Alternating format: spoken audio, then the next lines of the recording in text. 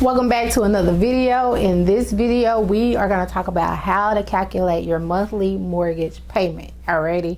So buying a home is a part of the American dream, right? That is one thing that almost everybody aspires to do, is to purchase a home. Not everybody, but mostly all people want to eventually purchase a home. Now, some of you may have already purchased homes. Some of you may haven't even thought about it yet, but depending on where you are and what you want to do in life, that may be a part of your goal one day. And so in this video, I want to help you be able to understand, just the basics of, I'm not an expert, but I do know how to do the math, right? So I want to teach you just the basics of purchasing a home. All right.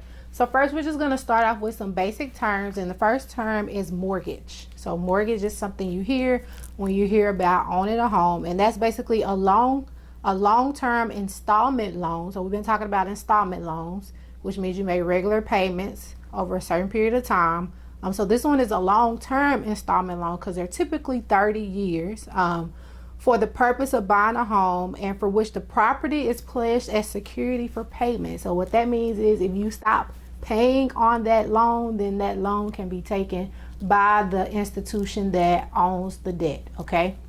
And then sometimes, mostly all the time, a down payment is required. There was a period of time like around 2008 when we went into the housing crisis where they stopped requiring down payments, but mostly now mostly all loans require a down payment, mortgage loans.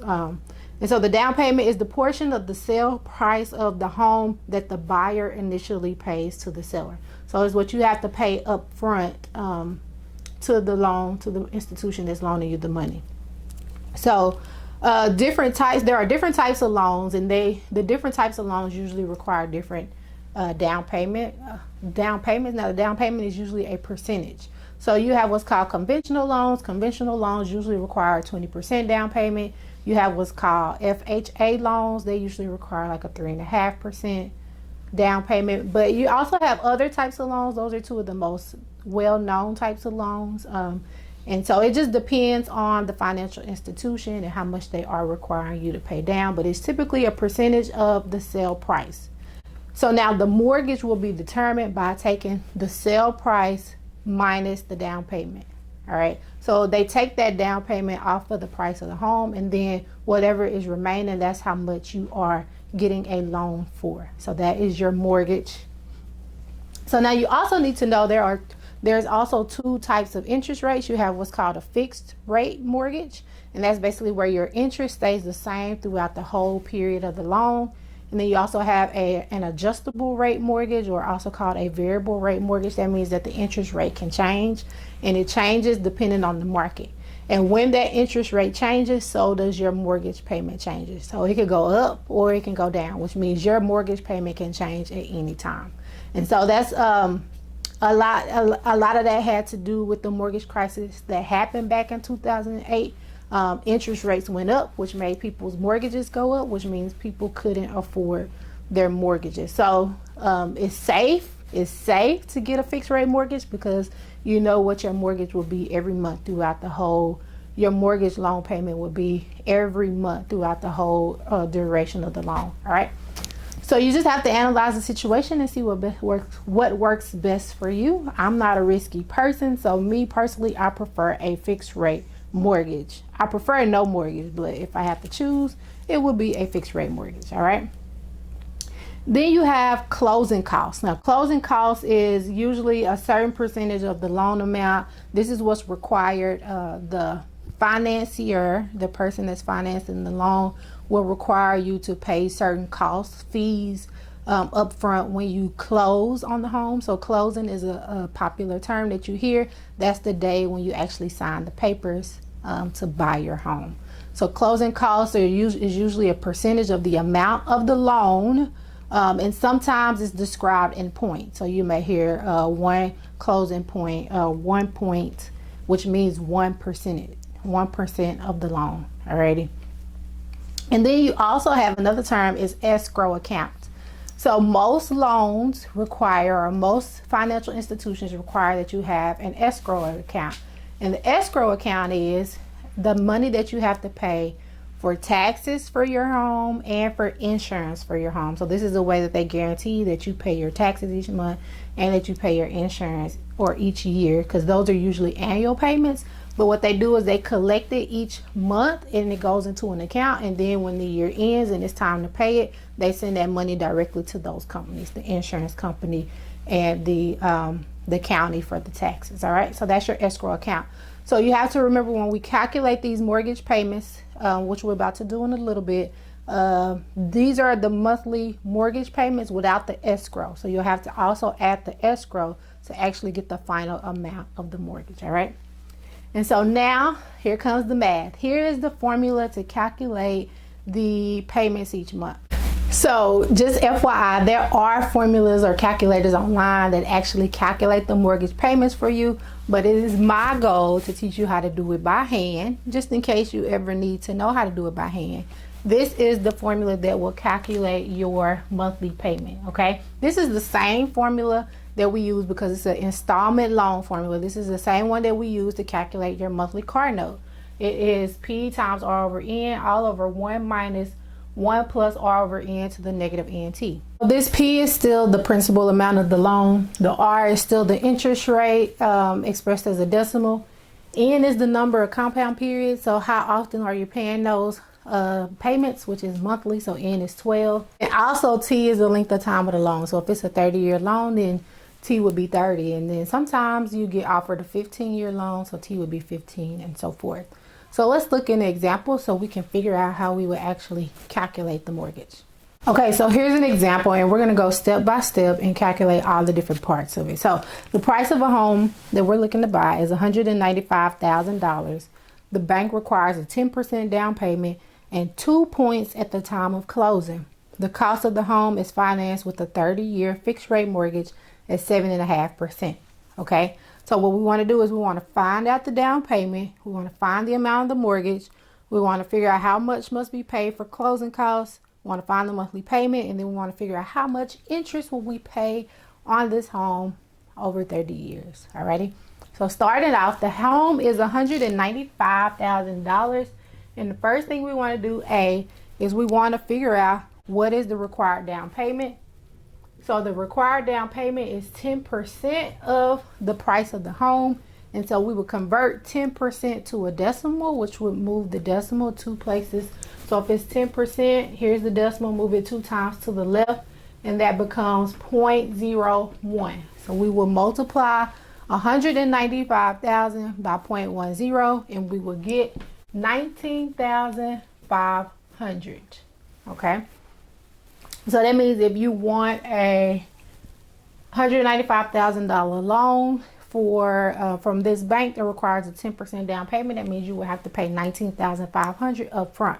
Now that is a lot. I don't know how many of you all actually have $19,500 sitting around where you can actually go pay that down. And that's why typically most people get what's called an FHA loan, because the down payment requirement is smaller. It's a 3.5% requirement. Which will make that amount a lot smaller. All right. So I don't want you to be discouraged and say, oh, I can't buy a home because I don't have $20,000 sitting around. But there are options to where you can pay a lower down payment. And there are also some programs out there that help first time home buyers without having to pay anything down. You just have to research and find them. Okay. The second thing we want to do is figure out what would the mortgage be. So for part B, the mortgage will be the $195,000. So remember, the mortgage is the sales price minus the down payment. So the down payment is $19,500. So we will subtract that $19,500 from the $195,000, and we will get $175,500. So that means we will need to get a loan for that amount, $175,500. Alrighty, and so then the next part is we want to figure out how much will we have to pay at closing. Okay, so not only do you have to pay this down payment, but you also have to pay these closing costs. And closing costs for this particular example is 2 points, which means 2% of the actual loan amount. So remember, this is the loan amount, the $175,500. And so in order to figure out what the closing costs will be, we will multiply this by 0.02 because 2% converted to a decimal will be 0.02. So multiply the 175,500 by 0.02 and you get $3,510. So that means you will have to pay that down payment plus the closing costs when it comes to closing time. All right. So now we want to calculate the monthly payment. All right. So now this is where I plug in all of that information into my formula, and I'm actually going to erase this so that I have more space. For part D, I want to calculate the monthly payment. So now I'm just going to plug in all of my information into that formula. So the payment is equal to the principal, which is the loan amount, is $175,500. That's how much the loan is going to be. And remember, this is going to be financed for 30 years at a 7.5% interest rate. So you have to convert 7.5% to a decimal. So you move the decimal over to the left 2 times, which is 0.075. And all of that is divided by 12 because that's the number of times you'll make payments in a year. And then you will divide all of that by 1 minus 1 plus 0.075 over 12. All raised to the negative 12 times 30. N is 12 and T is 30 because it is a 30-year loan. You will finance it over 30 years. So the rest now is just plugging into the calculator. So I'm going to do the top first, the 175,500 times 0.075, and then I'm going to divide it by 12. And in the top I get, I'll write over here, 1,096.875. That's what I get in the top. When I multiply the 175,500, you multiply that by 0.075 and then divide it by 12. And you get that number in the top. Now in the bottom, I like to start with the parentheses. So I'm going to start with the fraction, then I'm going to add the 1. So the 0.075 divided by 12. Then I'm going to add 1 to it. Then I'm going to raise it to the power.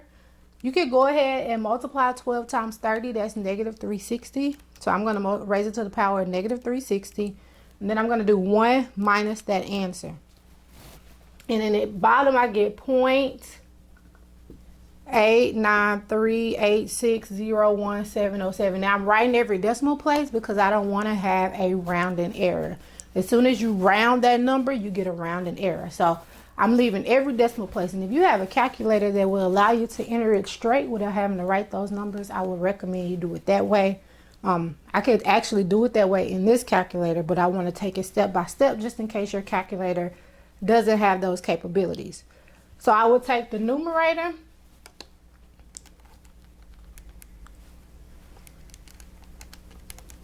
and I will divide it by the denominator, the 0.893860170. And when I divide that out, I get 1,227.12. So 1,227.12. And so this is what your monthly payment comes out to be. And then just for the sake of calculation purposes, I'm going to round that. Now your bank, your financial institution is going to round it to the nearest cent. But for the sake of my calculations in this problem, I'm going to round it to the nearest dollar. And so now that's what you will pay every month. So now the last part is you want to figure out how much interest will you pay over the life of this loan. So I need to figure out what is the total amount that I will pay for this loan. So I'll pay $1,227 a month. I'm going to do that 12 times a year, and I'm going to do that for 30 years. So I will multiply that by 12 and multiply it by 30, and that'll give me the number of payments that I will make.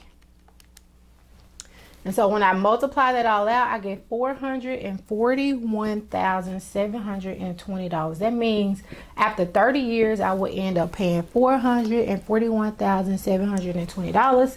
And so to figure out the total interest, I will take that $441,720 and subtract it from how much I actually borrowed. I actually borrowed $175,500.